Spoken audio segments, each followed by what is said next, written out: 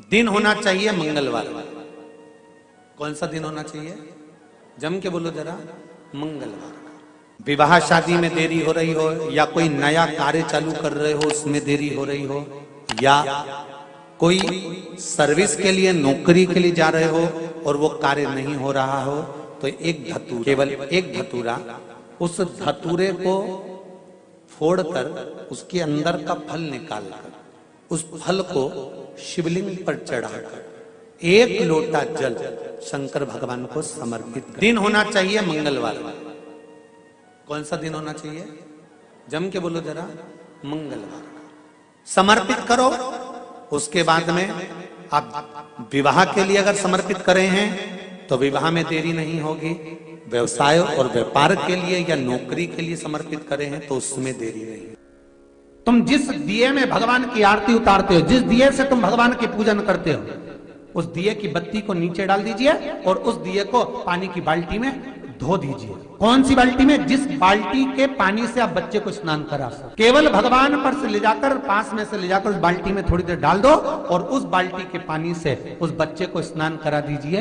15 से 20 मिनट, आधा घंटा लगेगा, बच्चे का बुखार पूरा उतर जाएगा। इतना विधान है दीप का। जब आप पशुपति व्रत कर रहे हो या कोई नियम धारण कर रहे हो या कोई आपने नियम उठा रखा है और वो कार्य आपका हो ही नहीं रहा, आपने 2 बार पशुपति व्रत कर लिए, आपने ये कर लिया, आपने प्रदोष कर लिया, आपने सोमवार कर लिया, आपने सारे अनुष्ठान कर लिए, बहुत सारे उपाय भी करे तो भी नहीं हो रहा है, तो इस बीच वाली पत्ती पर शहद लगाकर बाबा का जो शिवलिंग है उस शिवलिंग को इसको छुआ दीजिए या उससे चिपका दीजिए और उस पर अपनी हथेली रखकर कामना कर कर वापिस घर को आ जाइए। बाबा आपकी वो मुराद शीघ्र 3 महीने के अंदर पूरा कर ही देता है। ये तो 3 नियम अपनी जिंदगी में धारण कर लें। अगर ठेला लगा रहे हैं रोड पर, अगर आपके पास में कोई व्यापार नहीं, कोई दुकान नहीं, कोई सर्विस नहीं, कोई नौकरी नहीं, 3 नियम जिंदगी में। पहला, एक बार जिंदगी में पशुपति व्रत अवश्य करो। दूसरा, प्रत्येक प्रदोष एक शंकर जी के मंदिर में दिया और एक अपने घर के दरवाजे पर दिया अवश्य लगाओ, प्रत्येक प्रदोष। और तीसरा नियम बना लो, शिवरात्रि महीने की आती है, हर महीने की शिवरात्रि में शंकर जी के मंदिर पर दिया, बेलपत्री के वृक्ष के नीचे दिया, आंवले के वृक्ष के नीचे दिया और अपने घर के दरवाजे पर दिया। ये 4 स्थान पर दिया प्रत्येक महीने की शिवरात्रि पर लगाना प्रारंभ करो। 4-5 शिवरात्रि निकलेगी, बाबा इशारा कर देगा और तेरी नैया पार। शिवलिंग है, जलाधारी है, पार्वती जी की मूर्त है, गणेश जी की भी मूर्ति है, कार्तिकेय जी की भी मूर्ति है, नंदी की भी मूर्ति है। तो किसी ने कहा कि गुरुजी हम जब शंकर जी को जल चढ़ाते हैं तो पार्वती जी को, गणेश जी को, कार्तिकेय जी को, नंदी को, सबको जल चढ़ाना चाहिए। शिव महापुराण की कथा कहती है केवल शिवलिंग पर आपने जो जल समर्पित करा है वो जल पार्वती जी को भी मिल गया, गणेश जी को भी मिल गया, कार्तिकेय जी को भी मिल गया। उसके सिवाय तुम्हें ये नहीं कि यहां भी जल चढ़ाओ वहां भी जल चढ़ाओ, ना, केवल शंकर जी पे तुमने जल चढ़ा दिया, शिव पिंडी पर जल चढ़ा दिया, वो जल तुम्हें शंकर भगवान का चढ़ा हुआ जल सबको प्राप्त हो गया। अब उसमें तुम्हें ये नहीं सोचना कि मैंने पार्वती जी को तो स्नान कराया ही नहीं, मैंने गणेश जी को तो स्नान कराया ही नहीं, मैंने कार्तिकेय को तो स्नान कराया ही नहीं। ना ना ना, आज पंजाब की इस पवित्र भूमि पर अगर ये प्रसंग निकला है तो इसको आप अगर सुनेंगे तो आपका जीवन सार्थक। शिव जी को 5 तरह से जल चढ़ाने का तरीका है। जैसे पंचामृत होता है, दूध, दही, शहद, घी, शक्कर, ये सब पंचामृत के अंतर्गत आते हैं, उसी तरह शंकर जी को 5 तरह से जल चढ़ाने का क्रम वर्णित किया गया। अब उसको समझेंगे, बहुत सावधानी से समझिएगा। पहला, जल लेकर आए, सीधे डायरेक्ट शंकर भगवान के शिवलिंग पर चढ़ा दिया, ये प्रथम जल का चढ़ाने का तरीका। दूसरा, जहां से पानी बहकर जाता है, जहां से जल बहकर जा रहा है, उसके ठीक विपरीत जल उत्तर में जा रहा है, आप दक्षिण में खड़े होंगे और दक्षिण में खड़े होकर उत्तर की ओर मुख करेंगे और शिव जी को जल समर्पित करेंगे। ये रोग मुक्ति करने वाला है और हमारे रोग पर हमें विजय प्रदान करने वाला है। ये जल चढ़ाना। एक सीधे मंदिर में गए, लोटा भरकर जल उठाया, शिव जी को चढ़ा दिया। दूसरा जल, जहां से पानी बहता है, शिव जी का चढ़ा हुआ जल जहां से बहकर जाता है, उसके ठीक विपरीत में शिव जी का जल इधर जा रहा है तो तुम यहां खड़े हो, तुम यहां बैठो, यहां मत बैठना, यहां मत बैठना, इधर बैठो। अगर रोग का निवारण है तो यहां बैठकर। तीसरा, अशोक सुंदरी से जल चढ़ाते चढ़ाते शिवलिंग तक लेकर जाना और शंकर भगवान के शिवलिंग पर पूर्ण जल समर्पित करना। ये तीसरा तरीका, ये कार्य की सिद्धता के लिए। हम जब किसी से आस ना लगाकर परमात्मा से विनती करते हैं तो वो विनती करने का तरीका तीसरा। चौथा, शिव जी पे चढ़ा हुआ जल 5 जगह पर समर्पित करना। गणेश जी, कार्तिकेय, अशोक सुंदरी, शिवलिंग और जलाधारी, ये चौथा क्रम है। और 5वां जल समर्पित करना, पांचवें नंबर। शिव जी को 5वें नंबर का जो जल आता है, जो जलाधारी है, ऊपर जिसमें पानी भरा रहता है और नीचे एक एक बूंद टपकता रहता है, जलाधारी में जल समर्पित कर कर उसी जल को बचाकर अशोक सुंदरी वाली जगह पर थोड़ा सा चढ़ाकर उसी में से जल शिवलिंग पर जब हम समर्पित करते हैं तो हम जिस कार्य के लिए जा रहे हैं वो कार्य सफल हो। धतूरे का जो पुष्प है उसको 2 जगह पर समर्पित किया जाता है। अशोक सुंदरी के स्थान पर जो खिला हुआ भाग है उसको इस तरह से रखते हैं कि शिवलिंग की ओर उसका खिला भाग जाए, और डंडी का भाग इधर गणेश जी, कार्तिकेय जी और 33 कोटि जो देवी देवता हैं उस ओर उसका भाग जाए। एक दूसरा, शिवलिंग पर जब हम धतूरे का पुष्प समर्पित करते हैं तो उस फूल का खिला हुआ जो भाग होता है उसका मुख हमारी ओर होना चाहिए। बहुत अंतर है महाराज। कनेर का पुष्प इससे विपरीत में चलता है। कनेर का जो पुष्प होता है उसकी डंडी का मुख हम अपनी ओर रख लेते हैं और खिला हुआ भाग महादेव की ओर कर देते हैं। जिसका व्यापार ना चले, व्यवसाय ना चल रहा हो, बहुत ज्यादा कष्ट में जीवन निकल रहा हो और बहुत ही ज्यादा तकलीफ हो रही हो, तो धतूरे को हल्दी में डुबोकर शंकर भगवान को 12 बजे समर्पित करें। उस धतूरे को वापस उठा लाएं 5-10 मिनट के बाद, श्री शिवाय नमस्तुभ्यम बोलकर लाल कपड़े में उसको बांधकर व्यापार वाली जगह में कहीं पर भी उसको बांध दिया जाए। व्यापार पीछे नहीं हटता, व्यापार अग्रण्य भाव में बढ़ता चले जाता है। महाराज, हल्दी में डुबोना पड़ता है। जलाधारी, अशोक सुंदरी वाला स्थान, ये जो जलाधारी, बेटियों के स्थान से जलाधारी तक जो कनेर के माला बनाकर स्पर्श कर कर लगा देता है, शिवरात्रि के दिन प्रदोष काल के समय पर उस पति पत्नी में कितना भी झगड़ा हो रहा हो, आपस में प्रेम बनना प्रारंभ हो जाता है। अदालत का केस धीरे धीरे समाप्त होता है। ये भी अलग अलग होता है। पहला दिया होता है पणाती दिया। मैं चैनल वालों से कहूंगा, अगर आपके पास में क्योंकि हमने पहले भी कथा में कहा कि जिस जिस जगह का स्मरण कराएं उस जगह का फोटो भी आप दिखाएंगे तो उसका आनंद कथा सुनने वालों को, ऑनलाइन वालों को मिलेगा। पहला होता है पणती दिया। ये पणती दिया मट्टी का दीप, जिस दीप के अग्रभाग को थोड़ा सा बड़ा कर दिया जाता है, उसको पणती दिया कहते हैं। ये पणती दिया जब भी भगवान के सामने लगाया जाता है तो इस दिए को सम्मुख में जब रखा जाता है तो दिए का जो लो की मुख होता है वो अपनी ओर होना चाहिए। दिए की जो लो है, बाती है, उसका मुख अपनी ओर। विष्णु पुराण कहती है अगर इस दिए की बाती भगवान की ओर रहती है तो हमें तपन की अनुभूति होती है, पर इस दिए की बाती जब हमारी ओर होती है तो हमारे शरीर में कोई बड़ी बीमारी आने वाली होती है तो वो कट जाती है हमारा। विष्णु पुराण में दूसरा दीप कहा गया है निरंजन दीप। विष्णु पुराण में दूसरे दीप का वर्णन निरंजन। जिस निरंजन दीप में महाराज आपने देखा होगा डमरू जैसी आकृति होती है। अगर चैनल पे कथा देख रहे होगे तो इनके पास में अगर होगा तो अवश्य दिखाएंगे।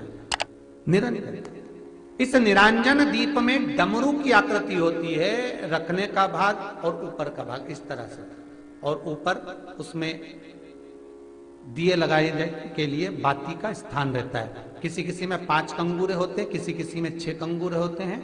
इसको निरंजन दीप कहते हैं। महाराज, विष्णु पुराण के 5वें अंश में लिखा गया, निरंजन दीप भगवान के सम्मुख में राइट भाग में लगाया जाता है। भगवान का जो स्थान होता है, भगवान का जो मंदिर होता है, तो भगवान का राइट, आपका होगा लेफ्ट, क्योंकि आप भगवान के सामने बैठोगे तो भगवान का राइट, आपका लेफ्ट। तो आप जब लगाएंगे तो आप लेफ्ट में लगाएंगे, आपका लेफ्ट होगा और भगवान का वो भाग राइट कहलाएगा। तो भगवान के सीधे हाथ की ओर लगता है। माना निरंजन, निरंजन दीप कभी भी तेल का नहीं लगता। माना निरंजन दीप कभी भी तेल का नहीं लगेगा। हाँ, यह हो सकता है कि बटी निरंजन जो दीप होता है उसमें तेल डाल सकते हैं। बटी निरंजन दीप जो होता है उसमें कंगूरे नहीं होते। बटी निरंजन दीप केवल गोल होगा, ऊपर से डमरू जैसी आकृति होगी, डमरू जैसा होता है, ऊपर से उसमें कहीं कंगूरे नहीं होते। महाराज, अगर आप चैनल पे देख रहे होंगे तो बटी निरंजन दीप का भी वर्णन आपको दिखाया जा रहा होगा। बटी निरंजन जो दीप होता है वो केवल डमरू की आकृति में होता है, उसमें कोई कंगूरे नहीं होते। पर निरंजन जो दीप होता है उसमें कंगूरे होते हैं। तो जो निरंजन दीप होता है उसमें कभी तेल नहीं डाला जाता। निरंजन दीप को हमेशा घृत से ही लगाया जाता है। पर बटी निरंजन जो दीप होता है उसमें आप तेल डाल सकते हो। बटी निरंजन दीप जो लगाएंगे वो तेल का लगा सकते, पर निरंजन में कभी तेल नहीं डाला जाता। क्यों नहीं डालते? विष्णु पुराण कहती है, निरंजन दीप के अंदर अगर तेल की बाती लगाकर लगाया जाता है तो 1 रुपया कमाते हैं, 1.25 रुपये खर्च होगा। घर में 10 लोग भी कमा कर लाएंगे तो पैसा नहीं दिखेगा, घर में रुपया टिकता नहीं है। अर्थात निरंजन दीप में आप तेल की बाती लगा रहे हो, ये सिद्ध हो चुका है। और महाराज, बटी निरंजन जो दीप होता है उसके अंदर आप तेल डालकर जला सकते हो। बटी निरंजन जो दीप होता है ये आप किसी भी स्थान पर लगाओगे, सबसे पहले पितृ इससे भाग ग्रहण करते हैं, देवता को देते हैं, देवता उससे भाग ग्रहण कर कर कुबेर को प्रदान करते हैं, कुबेर उससे भाग लेकर शिव को प्रदान करता है। भगवान शंकर बटु भैरव को कहकर घर का उद्धार करते, इसीलिए उसको कहते बटी निरंजन। इसमें कंगूरे नहीं होते। महाराज, बटी एक कुबेर निरंजन भी होता है, दिए में स्टैंड होता है, पकड़ने की जगह होती है, आगे उसमें चोंच लगी रहती है, उसको कुबेर निरंजन दीप कहते हैं। कुबेर निरंजन दीप महाराज जब भी जलाया जाता है, इस तरह का दिया अगर किसी के घर में हो कुबेर निरंजन, जिसमें स्टैंड होता है, ऊपर होता है, थोड़ा लंबा होता है, आगे लंबाई निकली रहती है। कुबेर निरंजन टीवी पर आप दर्शन कर रहे होंगे तो कुबेर निरंजन जो दीप होता है उसमें आगे भाग लंबा रहता है और पकड़ने का स्थान होता है। तो कुबेर निरंजन दीप घी का लगाओ चाहे तेल का लगाओ, उसमें लौंग या काली मिर्च, काली तिल या चावल, पूजन वाली जगह में जो चावल रखे उसका 2 दाना चावल का या फूल की पत्ती, कुछ भी उस कुबेर निरंजन। श्री शिव चालीसा। जय गणेश गिरिजा शुभन मंगली मूल सुजान, कहति अयोध्या दासी तुम देहु अभय बलिदान। जय गिरिजापति दीन दयाला, सदा करति संतन प्रतिपाला। भाले चंद्रमा सोहतनी के, कानन कुंडल नागी फनी के। अंगी गौरी शिव गंगे बहाए, मुंडी माले तनि छाड़ी लगाए। बस्ती खाल बाघंबर शोहे, छवि को देखे नाग मन मोहे। नैना मातु की हवे दुलारी, बामे अंग सोहत छवि न्यारी। कर त्रिशूल सोहत छवि भारी, करति सदा सतुरन छयकारी। नंदी गणेश सोहे तह कैसे, सागर माध्य कमल है जैसे। कार्तिक श्याम और गणराऊ, या छवि को कहीं जात न काऊ। देवन जब ही जाए पुकारा, तब ही दुखी प्रभु आप निवारा। किया उपद्रव तारकी भारी, देवन सब मिली तुम ही जुहाई। तुरन सरानन आप पठायो, लवनी में से महामारी गिरायो। आप जलंधर असुर संहारा, सुयसि तुम्हारा विदित संसारा। त्रिपुरासुर सन युद्ध मचाई, सब ही कृपा कर लीने बचाई। किया तपहि भागीरथी भारी, पूरब प्रतिज्ञाता सुपुरारी। दीनन मह तुम सबको नाही, सेवक स्तुति करत सदाही। वेद नाम महिमा तब गाई, अकथि आनंदी भेद नहीं पाई। प्रगति उडति मंथन में ज्वाला, जरत सुरासुर भय बिहाला। किन्हीं दयात करी सहाई, नीलकंठी तब नाम कहाई। पूजन राम चंद्र जब किन्हा, जीत के लंक विभीषण दिन्हा। सहस कमल में हो रहे धारी, किन्हीं परीक्षा तब ही पुरारी। एक कमल प्रभु राखहु जोई, कमल नयन पूजन चह सोई। कठिन भक्ति देखी प्रभु शंकर, भय प्रसन्न दिए इच्छित वर। जय जय जय अनंत अविनाशी, करत कृपा सबके घटवासी। दुष्ट सकल नित्य मोह सतावे, भ्रमत रहो मोहि चैन न आवे। त्राहि त्राहि मैं नाथ पुकारू, यही अवसर मोहि आने उबारो। ले त्रिशूल शत्रु को मारो, संकट से मोहि आने उबारो।